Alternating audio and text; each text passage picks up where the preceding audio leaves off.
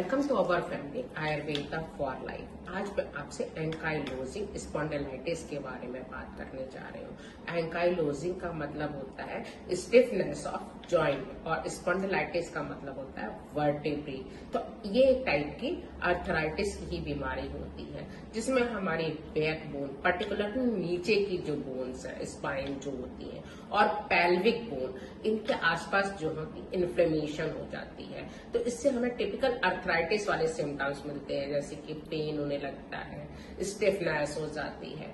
तो अगर कारण की बात करूं कि एंकाइलोजिंग स्पॉन्डिलाइटिस के क्या कारण है, तो ये एक ऑटो इम्यून डिसीज है जिसमें आपकी बॉडी, आपका इम्यून सिस्टम जो होता है वो आपको प्रोटेक्ट करने की वजह आपके बॉडी टिश्यू पर अटैक करने लगता है। इन बीमारियों को ही हम ऑटो इम्यून डिसीज कहते हैं। बहुत कॉमनली ये जीन म्यूटेशन से होता है जिसे हम HLA-V27 नाम का जीन होता है कहते हैं।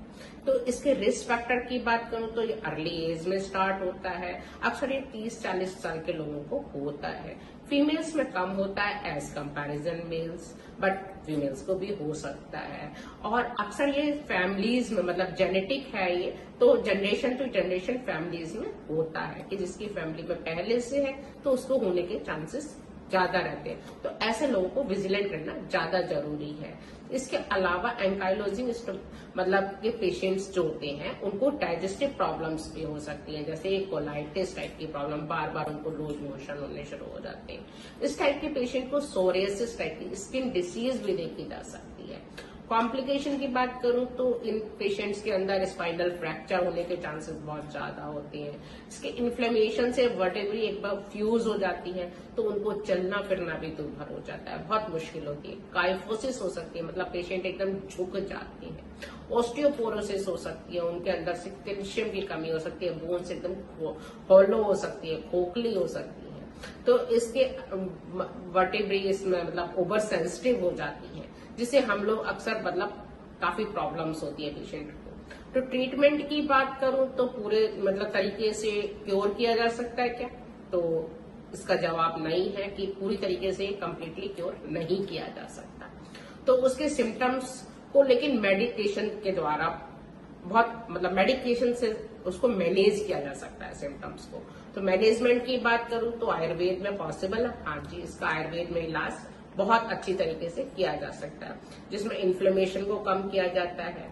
ऑस्टियोपोरोसिस अगर हो गई है तो उसको भी ट्रीट किया जाता है। इसके अलावा पंचकर्म में कटी बस्ती भी दी जाती है, तो जो बीमारी को बहुत इन सब चीजों से राहत मिलती है और काफी हद तक मतलब आप सफल हो पाते हैं और आपको प्रॉब्लम्स नहीं हो पाती हैं। तो इसके लिए आप किसी आयुर्वेदिक डॉक्टर से कंसल्ट करके ट्रीटमेंट ले सकते हैं। इसके अलावा में हेल्दी डाइट बहुत जरूरी है, जो न्यूट्रिएंट से आपको भरपूर हो, उसमें प्रॉपर प्रोटीन, होल कार्बोहाइड्रेट्स होने चाहिए। इसके अलावा डाइट में ओमेगा 3 फैटी एसिड्स जरूर होने चाहिए आपकी डाइट में। विटामिन और मिनरल से रिच होनी चाहिए, एंटीऑक्सीडेंट्स से रिच होनी चाहिए आपकी डाइट्स। ओमेगा 3 फैटी एसिड्स की बात करूं तो आप उसके लिए फिश, फ्लैक्स सीड्स और वॉलनट्स जरूर लें। जंक फूड आपको बिल्कुल 100% अवॉइड करना चाहिए। पैकेज्ड फूड, फ्राइड फूड या बेकरी आइटम जो कि हमारी बॉडी में इन्फ्लेमेशन क्रिएट करते हैं, इस टाइप के फूड को आपको बिल्कुल पूरी तरीके से अवॉइड करना चाहिए। इसके अलावा आप अपना जो बॉडी वेट है उसे मेंटेन रखेंगे, क्योंकि अगर आप ओवरवेट होंगे तो आपकी प्रॉब्लम्स और ज्यादा बढ़ सकती है। फिजिकल एक्सरसाइज आपको रेगुलरली करनी चाहिए, जिससे स्टिफनेस कम होती है और मसल्स को स्ट्रेंथ मिलती है। इसके अलावा इसके साथ ही आप साइकिलिंग, वॉकिंग, जॉगिंग, ये सब आप एक्सरसाइज कर सकते हैं। आपके लिए योगा बहुत अच्छा रहेगा। बट एक्सरसाइज में आपको सबसे अच्छी एक्सरसाइज आपके लिए स्विमिंग है। एंकाइलोजिंग स्पॉन्डिलाइटिस के पेशेंट के लिए स्विमिंग सबसे अच्छी एक्सरसाइज है। और इसके अलावा आपको खाने की बात हो गई कि आपको हेल्थी फूड लेना है, एक्सरसाइज की भी बात हो गई कि आपको एक्सरसाइज भी जरूर करनी है, लेकिन आपको स्ट्रेस नहीं लेना, क्योंकि बॉडी में हमारी स्ट्रेस हम अगर ज्यादा लेते वो भी इन्फ्लेमेशन का कारण है।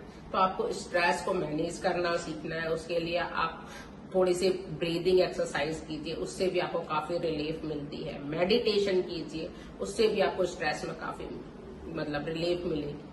अब चौथी बात हो गई कि स्लीप, प्रॉपर हमको 8 घंटे की स्लीप भी बहुत जरूरी है। अगर हम प्रॉपर स्लीप नहीं करते हैं, इस टाइप के लोग आराम प्रॉपर नहीं करते, तो भी उनको इन्फ्लेमेशन होने के चांसेस होते हैं और उनको परेशानी बढ़ सकती है। तो आपको 7 से 8 घंटे की नींद प्रॉपरली लेनी चाहिए, आपको टाइम से सो जाना चाहिए और मॉर्निंग में आप टाइम से उठिए। मॉर्निंग सनशाइन भी आप जरूर लीजिए, इससे आपको काफी इन्फ्लेमेशन में भी रिलीफ मिलती है। तो आप मेरी वीडियो में आपको पसंद आई होगी, उम्मीद करती हूँ। तो आप अगर आपको पसंद आई है तो आप प्लीज लाइक और शेयर करें। लेकिन एक मैंने आपको अभी तक डाइट के बारे में बताया था, तो डाइट आपकी किस टाइप की होनी चाहिए, जो एंटी इन्फ्लेमेटरी डाइट हो। मेरी एक वीडियो मैंने पहले भी जो है बनाई हुई है एंटी इन्फ्लेमेटरी डाइट पर, तो मैंने उसकी लिंक डिस्क्रिप्शन बॉक्स में डाल दी है, तो आप उसे वहां से भी देख सकते हैं और उसे अपनी डाइट में शामिल कर सकते हैं कि कैसे आपको एंटी इन्फ्लेमेटरी डाइट लेनी है, जिससे कि आपको इन्फ्लेमेशन सबसे कम से कम हो।